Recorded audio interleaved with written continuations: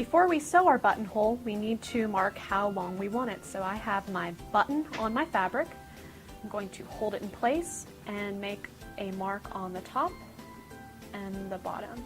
So that's how long it needs to be. And then I'm going to take a ruler and make a straight line in between. And it's going to look like a capital I. Now we're ready to make the buttonhole. It is super easy to make buttonholes on this machine. So first, to do that, let's remove the all-purpose foot by moving it towards you and attach the buttonhole foot, that white foot with the letter B on it. Make sure the red marks are towards the left. Take the metal prongs and push away from you, and it goes in. Now we need to adjust the settings on the machine. To sew out a buttonhole, I need to go to my stitch selector dial and move it to the buttonhole area. I'm going to stitch out number 1, and you'll also see 2 and 4 in the same spot, and number 3. So we're going to do step 1 right here, and go up to the stitch length dial and move it to this buttonhole zone. And this zone allows me to adjust how far apart or how close together the stitches are based on how I want the buttonhole to look on my fabric. So if you have it in the left part of the zone, the stitches are a little further apart. The further you go to the right, the closer they are together. Now we're ready to stitch it out. I'm going to line up my letter I so that it's in the center of my buttonhole foot, and I want to make sure that the bottom of my I is lined up in this hole so I can see it. Bring down your presser foot and begin sewing.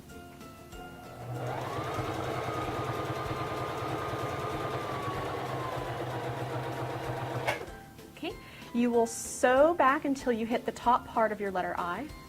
Make sure the needle's in the highest position. And go back to your stitch selector dial and move it so that you see the number 2 of your buttonhole. And then you will stitch that for about 6 to 8 stitches. Turn the hand wheel towards you again so that the needle's in the highest position. And go to your stitch selector dial and turn it so that it is on step 3 of the buttonhole. And begin sewing.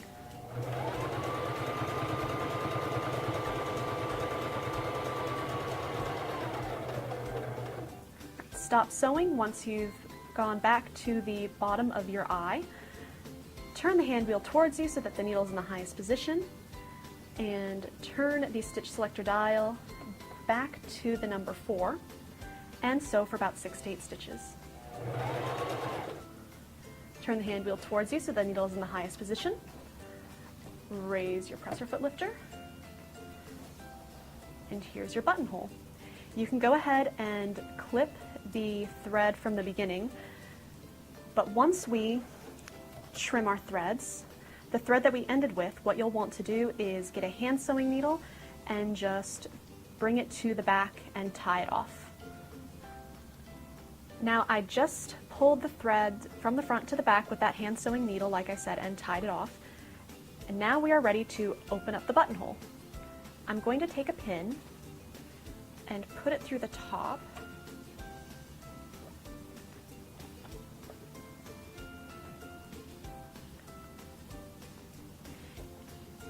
And I put this here so that it will stop my seam ripper before I can cut through any of these threads. In your accessory tray, you have a seam ripper, which also can be used to open buttonholes. I'm going to insert my seam ripper at the bottom, and then bring it along the top until I hit my pin. I can now remove my pin, and you have a buttonhole.